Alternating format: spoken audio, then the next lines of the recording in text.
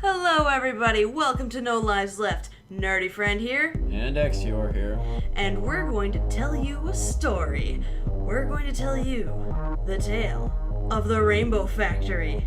Wait, the Rainbow Factory? Rainbows occur naturally, don't they? Well, this story takes place in another world. What? What are you doing? Come with me. Damn it, Nerdy Friend, you turned me into a pony. Is it really that bad? Yes! I have no thumbs now! It's okay, you're still adorable. Ugh, let's just get this over with. Very well. Now, I chose to take us to this world because our story takes place here, in the world of colorful ponies, specifically here in Cloudsdale. Wait, this isn't a creepypasta, is it? No! Why must the internet do this to ponies? I was wondering the same thing. So, without further ado, let's dig into this pasta, the Rainbow Factory.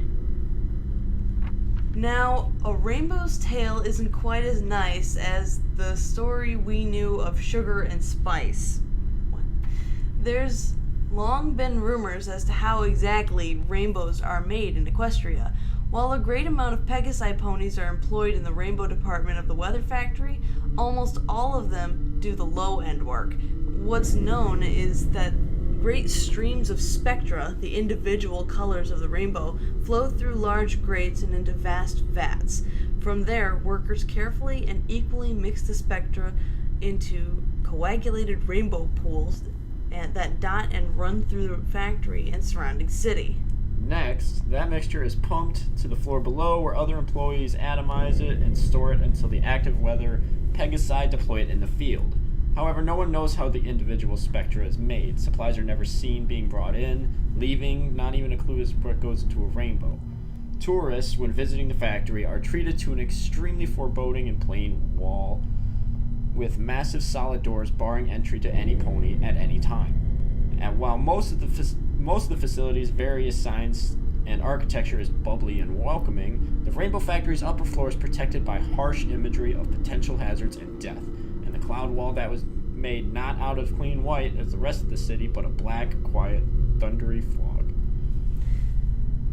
To become an employee of the Upper Rainbow Factory meant sacrificing any life outside those black walls. Workers are sworn to secrecy and forbidden from leaving, and live inside the facility itself.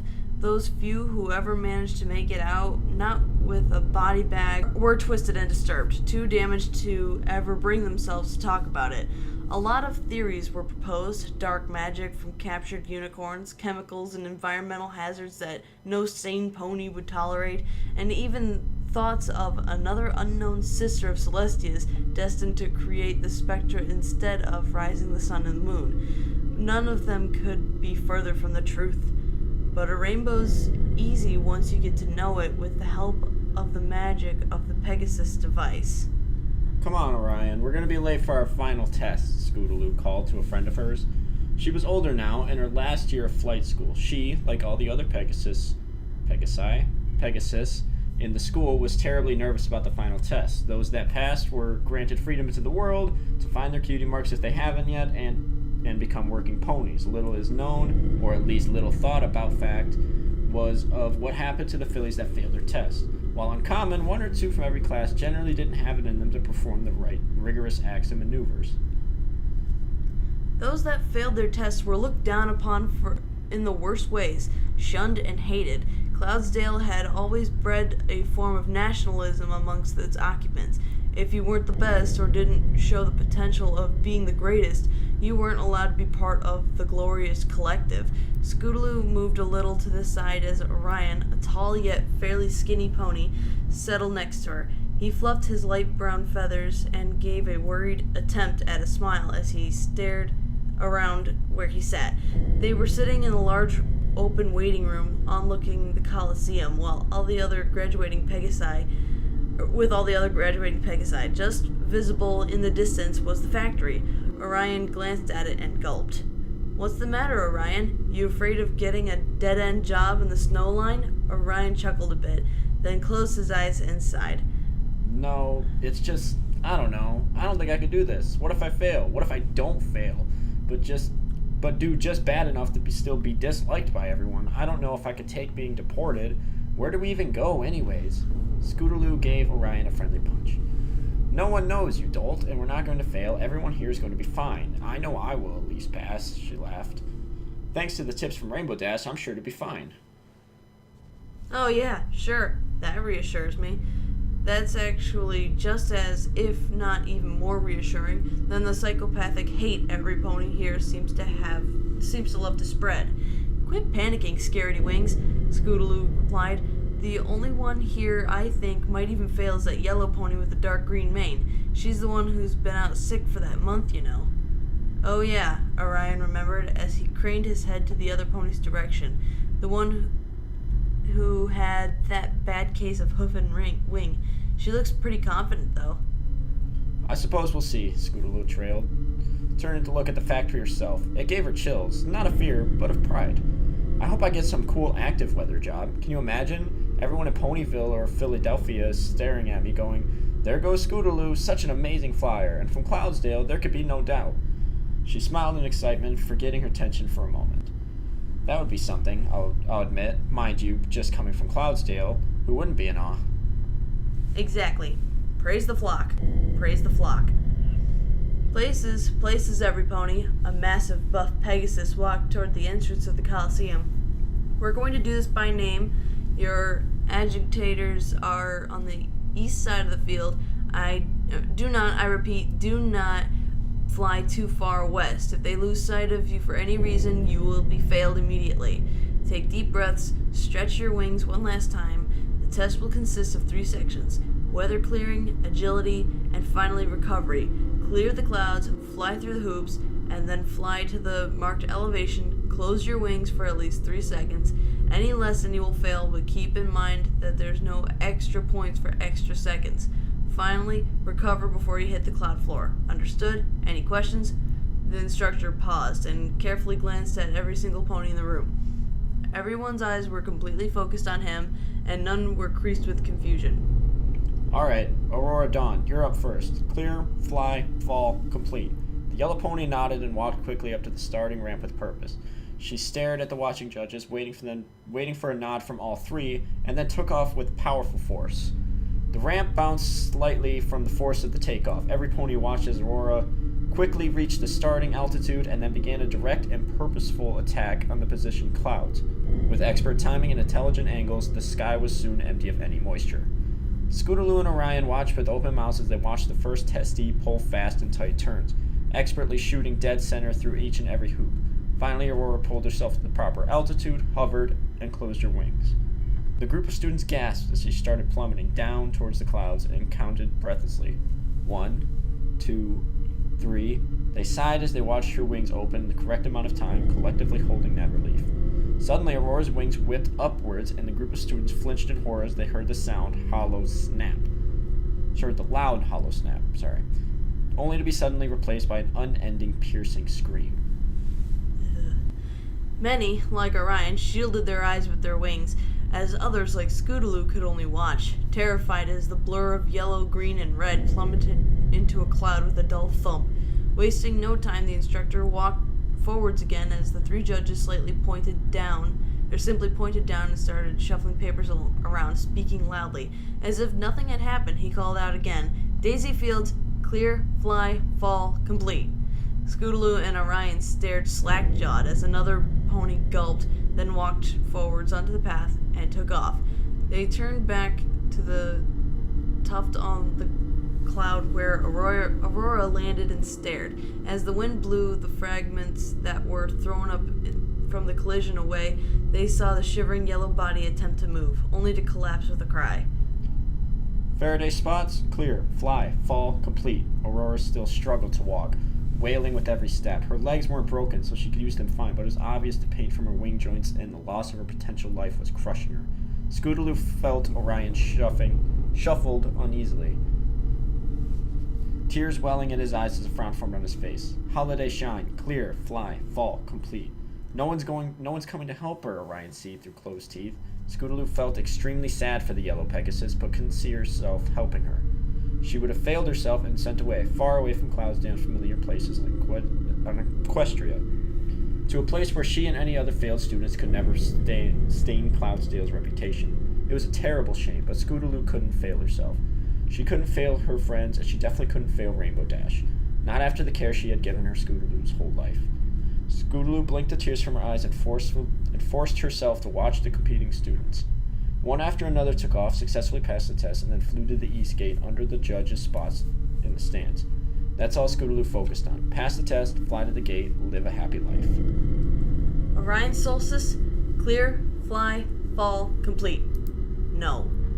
What? The instructor took a step back, one leg left raised in the air. You can't just refuse your flight test.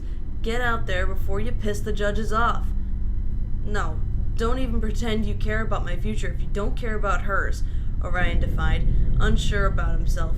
You can say you want me to get a good life, and yet you let those who fail suffer unbearable pain. Get the fuck onto that field before I fail you myself, the instructor shouted menacingly. Fine, Orion spoke sharply before walking onto the ramp. He stared at the judges, waited for the individual nods, and the second they came, he took off. However, long before the starting altitude, he turned sharply and landed gently next to Aurora. She turned and looked at him, blood running down her forehead and sides. Her tears streamed down her face. What are you doing? You'll fail like me. You'll be exiled. I'd rather be exiled from a place that treats ponies like this than live my life while others don't live theirs. Aurora smiled, happiness briefly replacing her sadness in her black and puffy eyes, until she stumbled again, and intense pain flashed across her body. Orion leaned in closer, using his wings to brace the yellow pony against himself. He stared at the judges, beaming hate with his vision. They stared down, unaffected, and simply pointed down before going back towards the ramp for the next contestant. Scootaloo stood shocked, hardly hearing her name called. She moved numbly up to the ramp, never taking her eyes off her friend and the pony who sacrificed himself to help. After a brief moment, she shook her head, recovered her thoughts, and looked to the judges. Thoughts passed through her head as she watched them all nod. Oh, Celestia, what do I do? I can't let everyone I know down, but I'll never see Orion again, I suppose. I hope he knew the risk that he did that. I'm sure he's thinking the same right now. She glanced at Orion. He wasn't looking at her. She took off, heartbroken. Instinct kicked in as the familiar rush of wind cooled her and blew her thoughts away. She stopped at the right altitude, then launched again, sensing and seeing every cloud, formulating a game plan. In a matter of a couple dozen seconds, the sky was clear. She did a quick loop in mid-flight, aiming at the first hoop. With a powerful flash of her wings, she propelled forward through the first ring, and then the second, and the third, expertly turning and drifting. She curved in towards the second last ring, near the bottom of the field. As she descended, she caught sight of Orion and Aurora, almost at the west gate now. Orion turned his head and smiled weakly. Scootaloo's focus shattered. Orion knew what he did. He cared about her. He'd miss her, and he'd never get to say goodbye. Scootaloo cranked into the bottom part of the ring, falling backwards several feet and hitting the ground. With a sudden intense flash of fear, she flipped herself onto her feet and began flapping her wings, levitating off the ground. Maybe that didn't count as a failure, she thought. I could still fly. There was a distraction in the field. She spun around to the judges. 3 hooves pointed down. Scootaloo started crying there, tears welling up and blurring her vision. This wasn't right. This shouldn't have happened. None of it. Orion should have passed his test and cheered her on from the east gate. She shouldn't have looked at him. She should have focused on flying, but there was no room for excuses. Defeated, she slowly hovered back towards Orion and settled down next to him. She looked at him with her purple eyes. He looked back, offering a smile. You did a good job. Scootaloo dropped her head and sobbed, but then she walked around Orion, lifted a wing of her own, and helped Aurora walk to the west gate. Before them stood a long, unlit hall, with only a cheap sign stuck to the wall, notifying test failees to proceed down the hall. They waited only briefly to gather themselves and prepare for where they would be taken, and then all stepped forward together. Let's delve deeper into rainbow philosophy, far beyond that of Cloudsdale's mythology. It's easy to misjudge that floating city with its alluring decor and social psychology. Against an empty carriage at the end of the lonely hall were 3 imposing ponies, leaning in a disinterested and bored pose. One of them happened to look up as the sorry-looking trio stumbled out into the open. They were on the bottom edge of the Coliseum, where the vast rolling hills and plains of Equestria visible far below. "Hey, boss, we got some of them worthless Pegasus," the first one called to an even bigger pony on the other side of the carriage. "I suppose it's get to work time, is it?" Cool it, Hotshot. There may be more, too." "No, I was the last student to go," Scootaloo spoke in sobs. Orion could only hang his head. It's... She paused and breathed deeply, determined to remain as strong as she could. "It's just us three. Aurora's wings, they're broken. She needs help." Ain't that just a crying shame, it is? What's it to us? All the better she don't come flying back to us no more.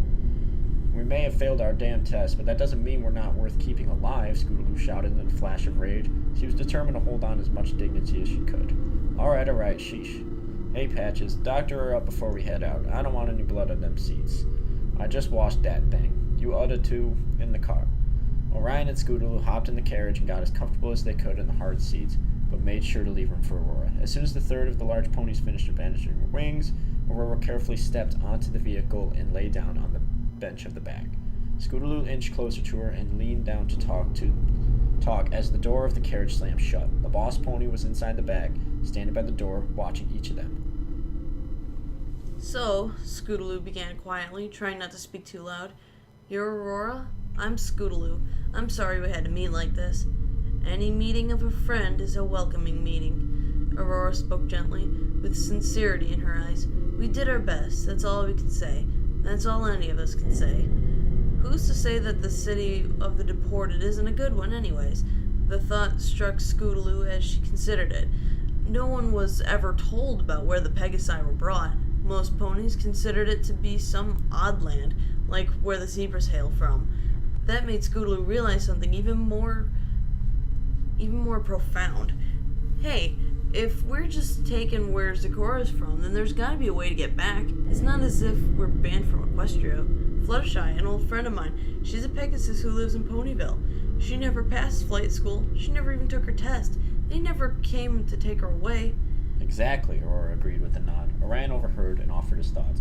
"I think the reason we're sent far away is because no pony from Cloudsdale ever wants to admit that someone who failed flight school could come from their city. What a fucking horrible place now that I think about it.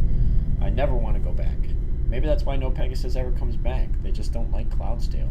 You goddamn worthless ponies can hardly call yourself Pegasus." Boss spoke from the door. He was swaying ever so slightly as the carriage was lifted and moved to an unknown location. "Useless failure is what you are. No pony ever comes back from exile regardless of reason. Can't even pass your goddamn test. You three make me sick." Scootaloo jumped up from her seat, lifted herself into the air with her wings, and dove legs first at Boss.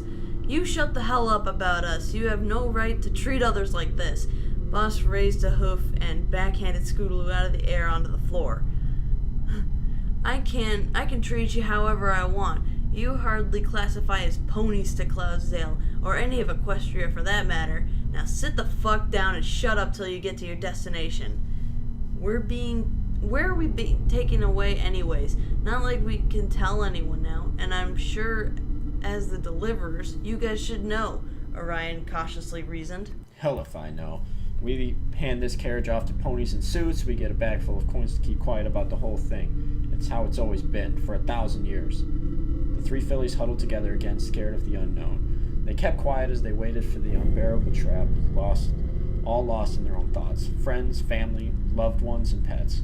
All will never see them again, and some would never find out why. An hour passed, and then another. Finally, the uncomfortable quiet was broken by a sudden lurch as the carriage stopped in its flight. "Ah," Boss smiled. "There's my stop. You ponies play nice now. Have fun in wherever the hell you're sent to." The carriage doors shuffled open, and Boss hopped out with a gust of cold wind. It was dark outside, with hardly any light to see at all. Scootaloo stared outside and noticed another figure staring in. It was dressed in a black suit, its tail dyed an unnatural black that had never occurred in nature. Its face was covered by a dark, loose-fitting mask, concealing its mane. All that was visible was rose-colored eyes, staring indifferently at three ponies inside. They stopped on Scootaloo momentarily, unrecognizing, but she stared back. A second passed. The dark pony slammed the door shut as the carriage took off once again. "At least we can talk now," Aurora whispered in the dark. but they had nothing to talk about. But with all great things comes a great responsibility, with Cloudsdale being weather stability. The three desolate foals blinked their eyes awake, having all resolved to conserve energy for whatever came next. With a loud scraping noise, the doors shook and then swung wide open. Several more ponies, obscured by masks and suits, were moving around the area. Scootaloo blinked against the light from what she was seeing. They were in a closed cloud building, and her eyes adjusted. She noticed more details. Several of the blackened ponies were rushing around, some holding clipboards, some carrying briefcases and other important-looking items on their backs. The complex was full of machinery and signs. Pipes ran along the ceiling, and a loud whir ran in the background, occasionally joined with other industrial sounds, such as crashes and alarms. Scootaloo gasped. This place, the architecture, it's all so familiar. I think we're in the weather factory. Orion frowned. That can't be right. We're traveling for way too long. We gotta be far away from Equestria now, not to mention the city. Actually, Scootaloo may be right, Aurora mused.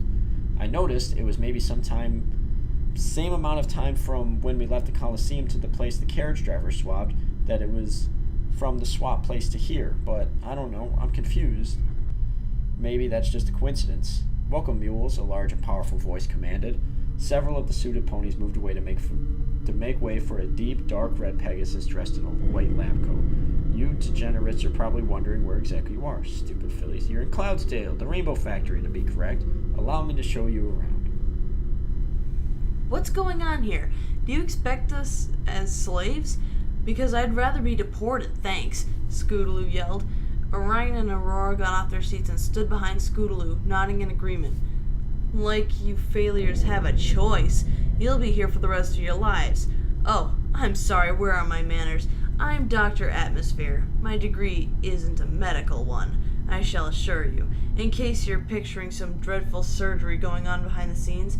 Strange how so many worthless Pegasi get that idea. No, my degree is in engineering. I'm one of the 4 cults in this facility, and I'm sure you've all had the tour of the lower factory, no?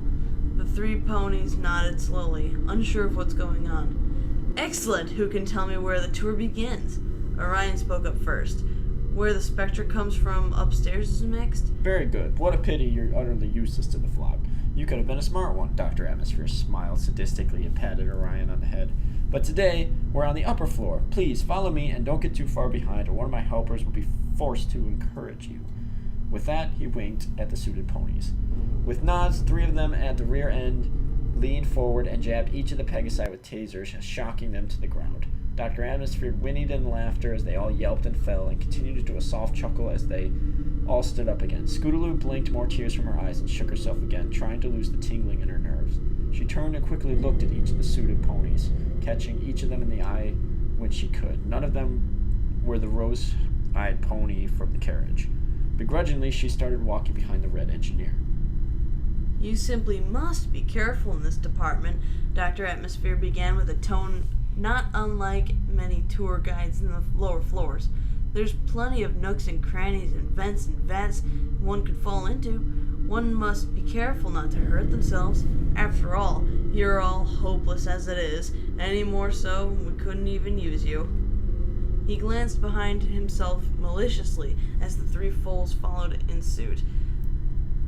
They were walking down the series of halls with vibrating machines and assembly lines lining the way, occasionally ducking under low-hanging wires or carefully stepping over steaming pipes. As they walked, though, the building became cooler and cooler. All 3 were watching, sensing, looking for any way out. They couldn't see any. Now let me tell you a story. Cloudsdale is where the weather is made. Without us, the rest of Equestria would starve, freeze, drown, and generally not be a not very happy place. That gives us a special honor, one that can't be tainted by incompetent fools like you. How could the world look up and trust us Pegasi like you are flying around wearing Cloudsdale's name? No. We needed to do something with all of you, and then we got a delicious idea one day, over 1,000 years ago. Those were some smart ponies back then, I'll say. You don't find too many of them these days, but I digress.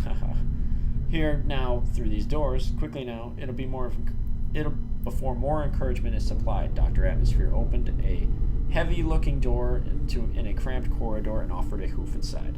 Scootaloo stared up at him. He glanced at a suited pony. Scootaloo and the others walked inside as he laughed again. Enjoy the rest of your pitiful life, and with that, he slammed the door closed. They all turned and looked in the big room that they've been led to. It was fairly open and empty, almost like a theater room. At one end of the room there were 6 square vats, each one carefully full with individual spectra. Above them was a peculiar-looking machine. From a central stack, 6 hoses broke off and led above each of the individual vats. At the top of the stack was a single opening, red with rust, despite the rest of the machine to be shiny and clean. Even further above that was a fairly complex-looking object, with chains and gears hanging off the beams and pipes loosely. Running even higher than the whole machine was a length of scaffolding, with doors on either side leading out of the room. Down the floor, a small collection of defeated, crying ponies sat chatting quietly. Those suits there, those are from that other flight school across town, Aurora informed, sounding shocked. And those other ponies sitting over there, see? I remember a trip we went on once with Levitating Acres Private School. I remember them from that trip. So this is where all the failures go? Not deported, but forced to work forever? Orion sobbed quietly. In exchanging for helping someone, he had doomed himself and his good friend to a life of servitude. Scootaloo reached a reassuring wing over, lifted his chin. She smiled at him, understanding his depression. At least we don't have to go through it alone, she cooed softly. Suddenly there was commotion in the group of ex-students.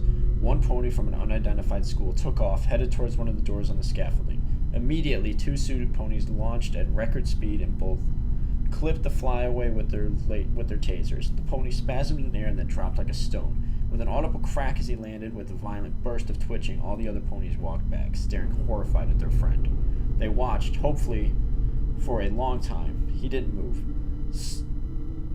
Some cried softly, others turned away, too confused to feel any more emotions.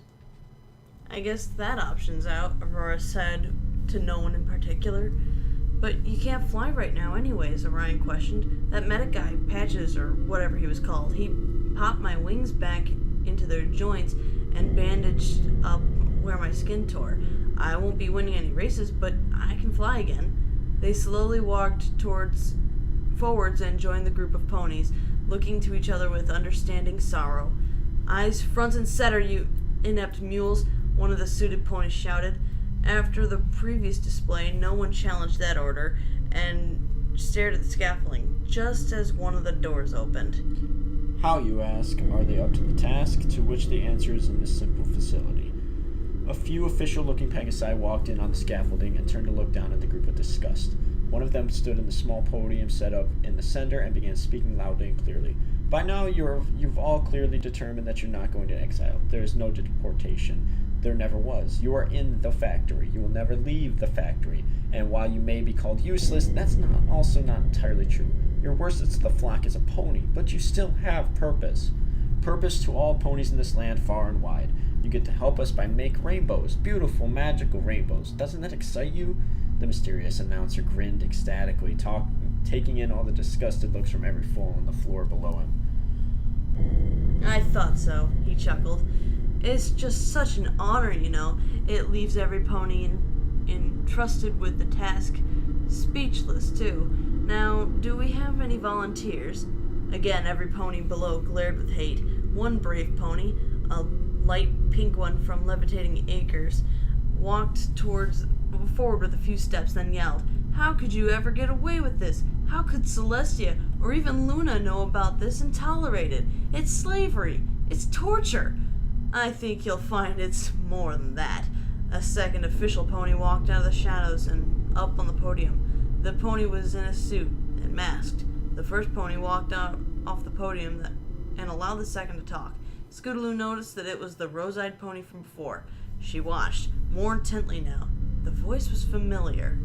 1,000 years ago, when Celestia banished Luna from Equestria and sent her to the moon, she was charged with 3 tasks. She originally was in charge of raising the sun and showering the land with rainbows.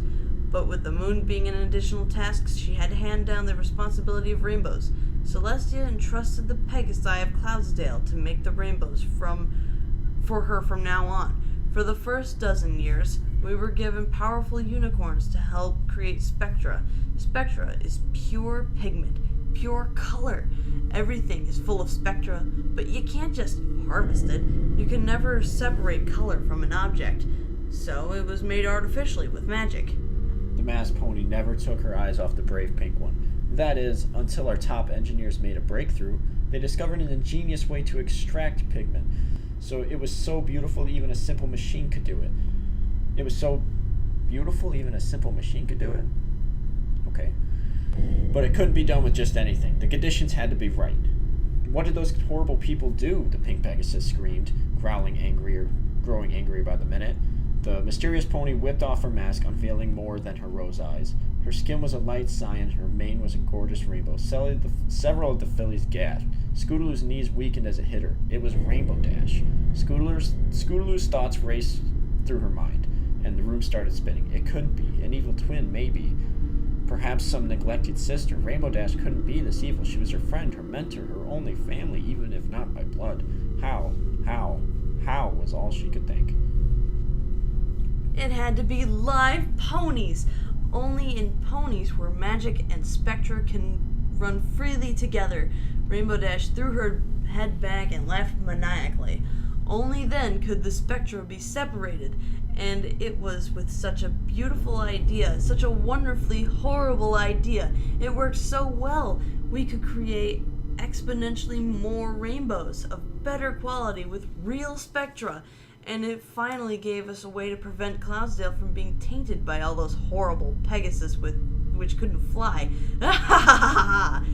Scootaloo couldn't take it, while all the other ponies were exclaiming their disgust and fear, running and screaming from where they came in, backing off as suited ponies surrounded them and herded them back into the center of the floor. Scootaloo couldn't take it anymore. "I thought you loved me," she wailed, cutting Rainbow Dash's laughter short. Huh? She turned and noticed the amber-orange Pegasus. "I thought you loved me. How could you do this to me? I thought you cared for me. After all the help, all of my life, you treated me like a little sister, and I treated you like my big sister. You were my big sister to me. You were the only family I ever had, and you knew it." Tears were pouring down her face now, obscuring her vision again. Her throat hurt from crying and shouting, but she couldn't stop. After everything, you're just going to let me die? I tried so hard for you." She stared at the floor for a moment. Everyone was silent. Then Scootaloo looked up slowly, and while she couldn't see the sadness in her eyes, she looked straight at Rainbow Dash, straight into the rosy eyes, past them, and deep into Rainbow Dash herself. "I thought you loved me." Rainbow Dash returned the look. Her eyes revealed no emotion, no love, no care, only apathy. Slowly, however, they glared at Scootaloo. Pure, seething hate erupted from Rainbow Dash's mouth as she screamed in return. "I did love you. I tried so hard for you. I taught you everything. I knew, in hopes that you would pass your test. You had it in you, kid. I knew. I knew that what they did here. Ever since I performed that sonic rain boom and they approached me, they wanted to find more ways to make spectrum. They thought that I was capable of making rainbows. I could help them make its components. Well, they couldn't. But I learned a lot about this place. I'm the manager here now, you know. I worked my way up, in secret, pretending to be a simple weather control. How do you think I could afford that massive house over in Ponyville? How do you—" She trailed, shaking her head, remembering her anger suddenly. "I tried, all right. It was up to you to save yourself. You didn't just fail yourself. You didn't just fail Cloudsdale. You failed me. And that's the worst thing you could have done. You aren't just dead to Cloudsdale now. You're dead to me." Ouch. The room tilted as Scootaloo tried to comprehend what she was told. Her mind broke. She was totally unable to focus on anything. She stumbled slightly until Orion held open a wing and she clung to it for stability. Rainbow Dash noticed this and yelled with more fury. "You can't have happiness. You ruined me. Now I'll ruin you. Workers, the brown one. There, him first." "No, Scootaloo." Aurora and Orion all jumped. suited ponies cornered Orion, pushing the other two to the side. He tried to leap out of the way to run, but one of the stallions spun around and kicked at him. The hoof connected at his shoulder, and Orion collapsed with a shout. "Get back!" More suits yelled at Aurora and Scootaloo as they dragged the whimpering Orion to the front of the room. The giant machine at the back started humming to life, and the assembly of chains lifted off the top and moved towards the floor. Everyone noticed that they were in shackles now, and the suits clasped Orion onto them. Braving a look up, he turned to Scootaloo. "Don't worry, Scoots. I love you. Goodbye." "Goodbye, Orion," Scootaloo gasped. I love you too."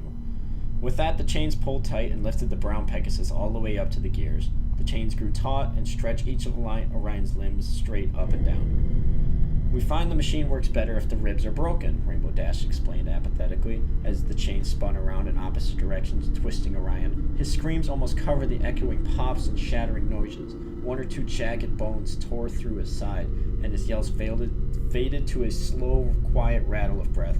The chains untwisted and the shackles opened, dropping the shattered pony into the single opening. Scootaloo watched in horror, her brain, overcome with what was happening, detached from all emotion. She noticed that the top of the machine wasn't rusty. It was blood. Blood, just like what was getting tossed up from the mangled remains of Orion. As the rest of his body was swallowed into the great machine, finishing with one lone hoof directed straight up, and then nothing was left. As the hoses over the green and red vats of spectrum started spewing their brilliant colors, Scootaloo's vision started to fade, and the last thing she noticed was Aurora's concerned, broken voice saying her name as Scootaloo flopped to the side. "In the Rainbow Factory, where your fears and horrors come true. In the Rainbow Factory, where not even a single soul gets through." "Scootaloo, get up! Get up now! Hurry, Scootaloo, wake up! Wake up!" Scootaloo shook her head, briefly wondering where she was and what was happening. In a flash, it all came back, and she jumped to her feet. Aurora was shaking her, fright encasing her face. The suits were starting to approach the two now, tasers and shackles up and ready. "Scootaloo, they're coming for us. What do we do?" Scootaloo looked for an opening. All the doors were blocked, except for one. On the scaffolding, the suited ponies were slowly approaching, not rushing in order to prevent the fillies from freaking out. Fear was their tool. Scootaloo spun around, looking for an exit. "There's only one," she realized. "I have a plan," she whispered to Aurora. "What's that?" "Clear, fly, fall, complete." Aurora nodded in understanding, her eyes widening. She repeated, louder now so the other frightened fillies could hear it. "Clear, fly, fall, complete. Got it. 1. Scootaloo started counting. 2. Aurora squeaked as she backed into Scootaloo. The suits were mere feet away now.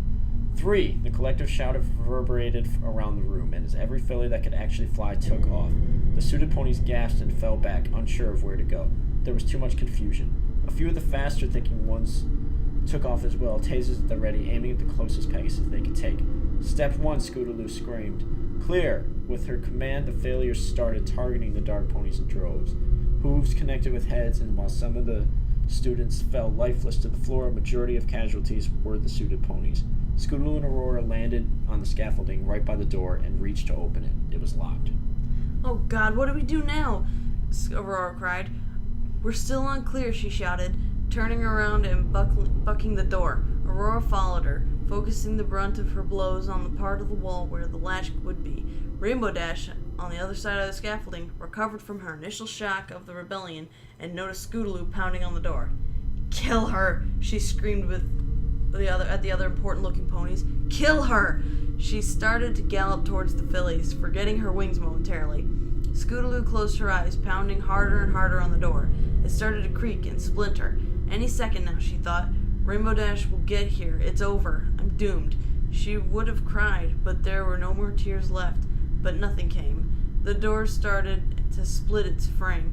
Now, leaning inward, it wouldn't be long until it was open. She opened her clenched eyes, peeking up at the scaffolding. All the remaining ponies were there, pressing together, holding the enraged blue Pegasus and her cronies back. They wouldn't last long, however. Even as Scootaloo watched, twitching and yelping ponies were falling to the floor below. Some even landing in the great maw of the Spectrum machine. The pink pony from Levitating Acres was there. She turned to Scootaloo and Aurora just as the door blew back into the hall behind. Fly, the pink pony demanded with pain in her voice. She opened her mouth to speak again, but it was cut short as the pile of Pegasus blew apart, and Rainbow Dash standing enraged in the opening. She was on her 2 back hooves, the front 2 rolling in the air. A small gash down her side leaked red, and multicolored mane was torn in a patch. An unearthly howl passed her lips, and her rose eyes were drained of any sanity that was left. Come on, Aurora, Scootaloo pleaded as she spun around. We've got to fly if we're going to live. I can't. This is too much. I haven't healed. Aurora looked at Scootaloo with wide open eyes. You go, Scootaloo. Tell everyone what happened here. Let them know.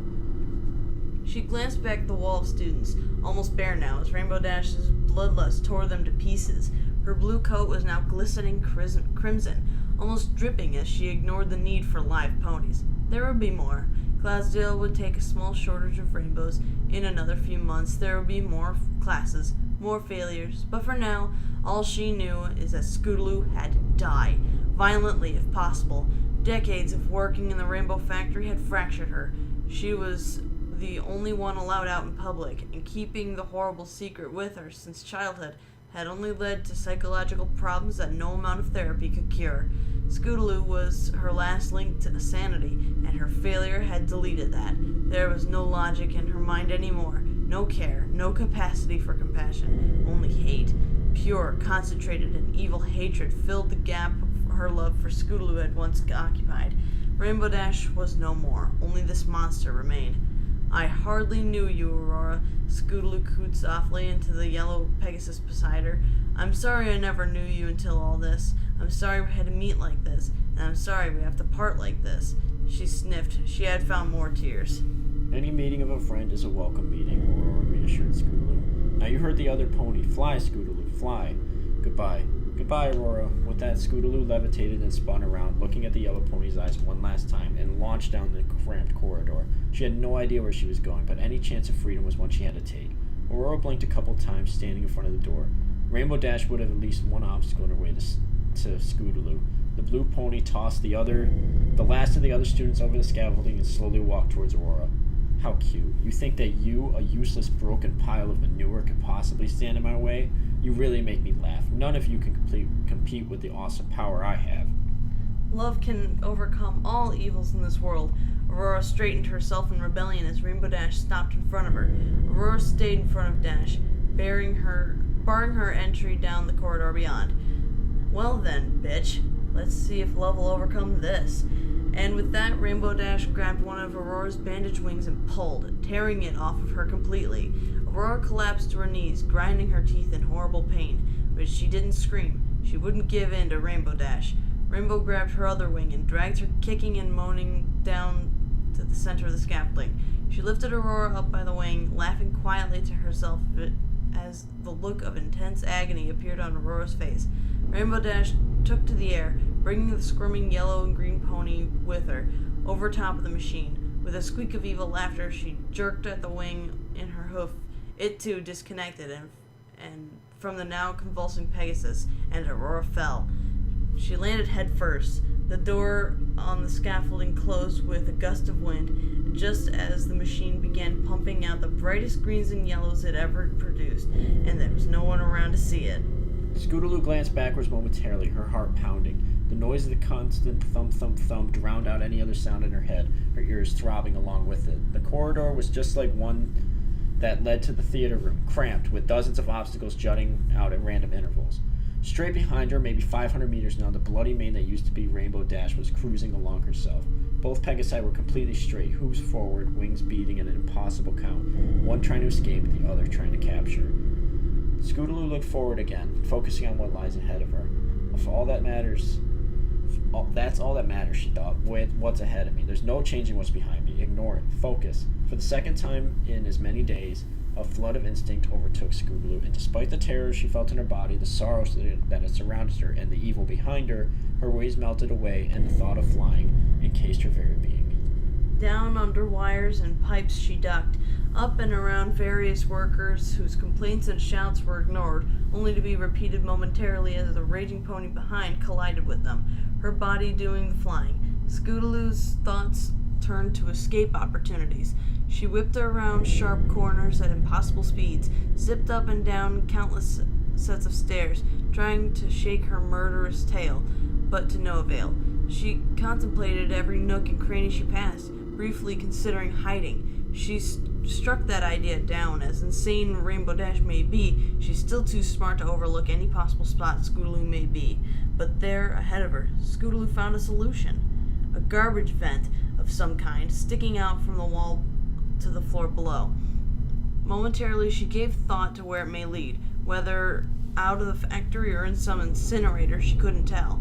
It was probably worth the risk. She snuck one last glance behind her to make sure the unstable mare was far away enough. Rainbow Dash was paying no attention to any hazard as she sought her prey, tearing through electrical wires and ricocheting off of heated pipes, going through any obstacle rather than around it to save time, but the collisions had slowed her down enough to give Scootaloo a chance. She slammed into a sudden halt over the open vent, hoping for her life. Fall, she muttered, closing her eyes and her wings, resisting the urge to start flapping immediately. She counted silently to herself as shadows rushed past her closed eyes, hoping for the best where this vent led. 1, 2, 3. She opened her eyes and wings and looked up, hovering. Rainbow Dash was up above, looking down into the vent. Her eyes were buggy and twitched. Her hoofs pounded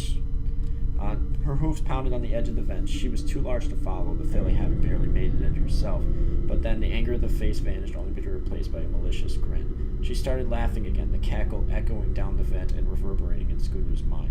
"You moron, you never did have a good sense of direction," she teased, laughing again. Scootaloo finally looked down, getting her bearings. "Oh no," she squeaked.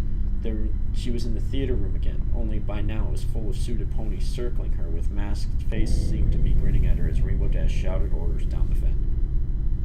"Don't let her die.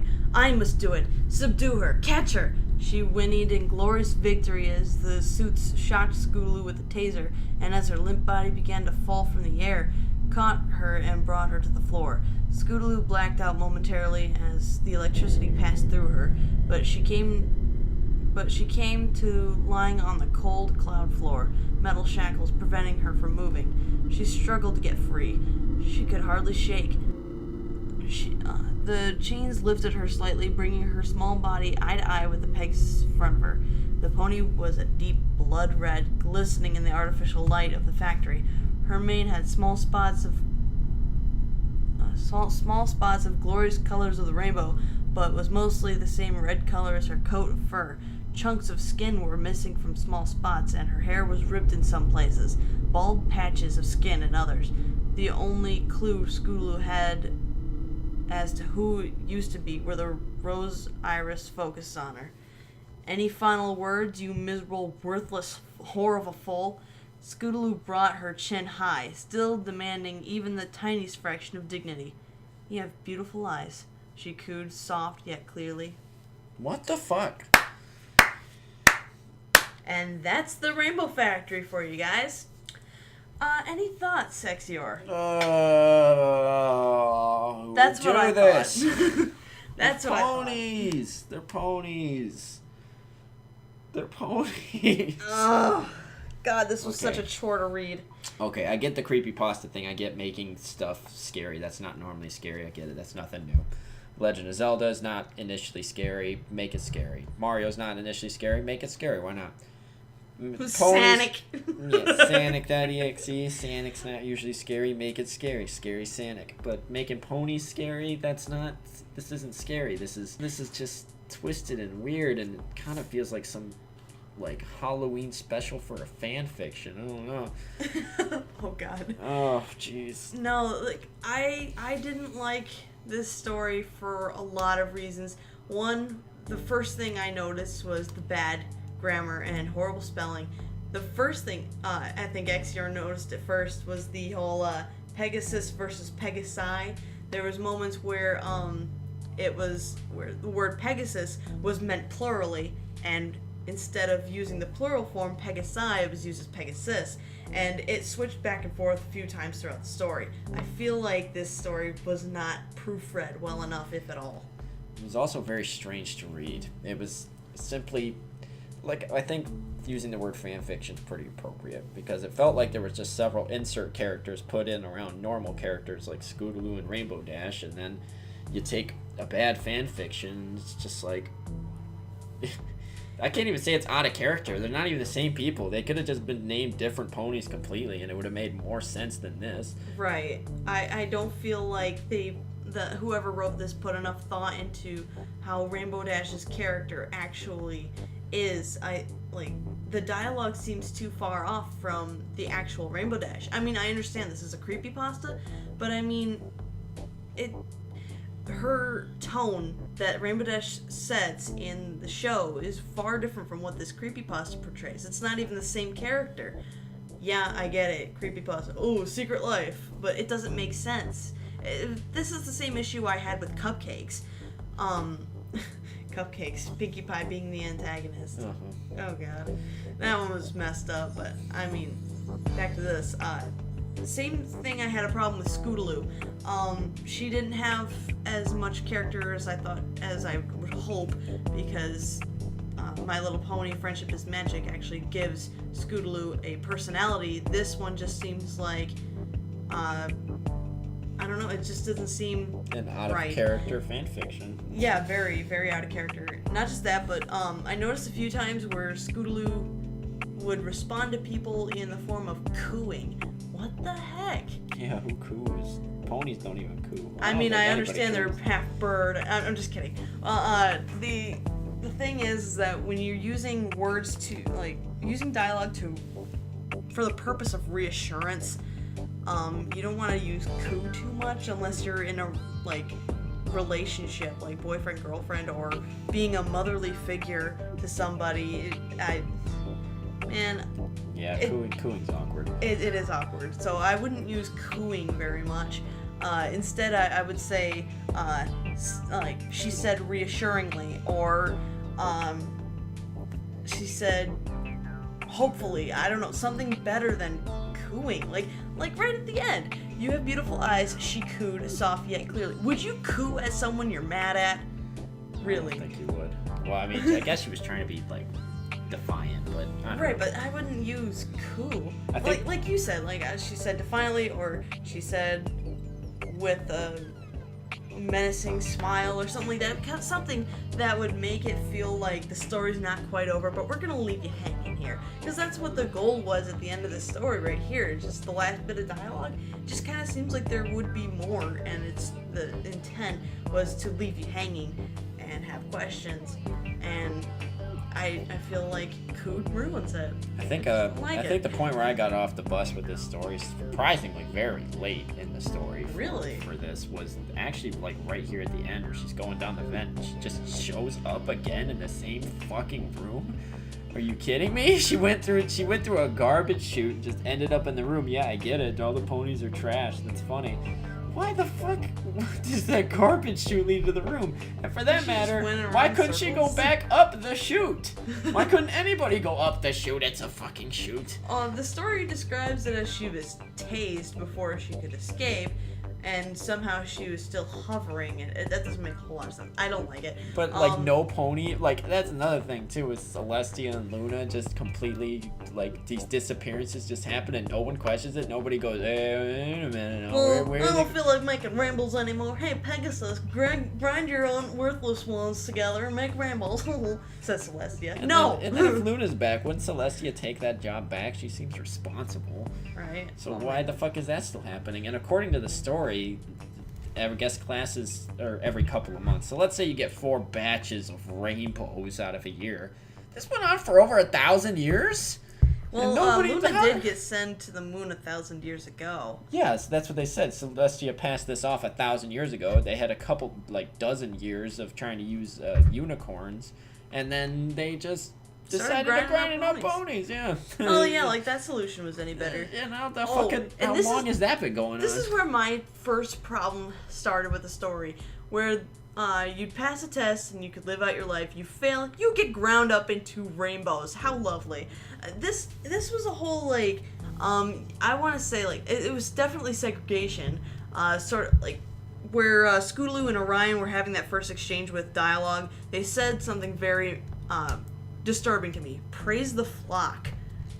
That sounds like a collective of bees or something, you know? It's a cult. So I had a very big problem with that part, and it sounded a little like a communist society. I don't know how I feel about that. I don't like it very much. I guess I don't know. It just doesn't sit well with me, and it's not the nature that Cloudsdale likes to portray. I know there's a lot of jerks in Cloudsdale. I mean, seriously, the Rainbow Dash had some pretty evil bullies, but I mean, Cloudsdale is not supposed to be this place where this deep-seated hatred for Pegasi that aren't that great at flying. I mean, like, it didn't sit well with me. I hated it. Praise the flock. What? We're all a bunch of worker bees making weather. Oh. This whole story had quite a bit. Oh my gosh! I also had a problem with just the fact that it's talking about a rainbow factory. If anybody watches the show, they know that the rainbows occur from water and sunlight. Even the rainbows or the workers that are taking care of the weather and stuff, they know this. It's portrayed in the show. Why does this story even have to exist? This is not canon. Of course it's not canon. Well, it couldn't be canon because it's not, I don't know. I don't like it. I don't like it. And here's another problem I had with the story. The dialogue had a very big problem being separated between characters. Like, where was that one part? For a second it was Orion talking, then the next thing I know it was Scootaloo, and it was on the same line. That screwed me up. Where was it? We're never gonna find it. No, we're probably not. It is very badly organized, I'd say. And besides all the grammar problems and the bad spelling, difference between Pegasus and Pegasi, it'd be very hard to pinpoint exactly where the dialogue was. I just couldn't get over randomly placing brand new characters that have I have no image for like half of these characters, and then I have a perfectly normal image of at least a younger version of Scootaloo, and obviously Rainbow Dash is one of the main six. But just random fucking ponies thrown in here. Who the fuck is Orion? I think the author tried to make some kind of OCs to make it seem like it's a genuine story. Yeah, but I think that's the problem I have with it. I mean, if you're gonna make a story like this, I think what you they might were as well trying just to use do, all OCs or all actual characters, so I have some good kind of mental image of what the hell's going on here. I think what was the goal here was to replace Apple Bloom and Sweetie Belle with two other characters as a sort of trio that Scootaloo would be associated with. I don't know, that's a personal thought, but it was a valiant effort, I suppose, but nothing I could really get into. I think just that moment where it said praise the flock kind of turned me off. I didn't really want to continue reading. And then like the ponies started calling them like worthless piles of manure, saying that they were degenerates. A few cuss words in there too. Oh my gosh, cuss words. That's the last thing you want to put in a pony fiction creepypasta. I mean, I understand sometimes you'll use swear words to get a certain point across, but does it really need to be necessary, like, as much as it's used in here? And, I mean, for goodness sakes, we're talking about ponies. Where do swear words need to be put in here? My goodness. My goodness. I think I've had all of my fill of this. I think I need to... I don't know. You need to go back and think about your life a little bit. Yeah, I don't know. Reevaluate everything. Reevaluate as of like an hour ago.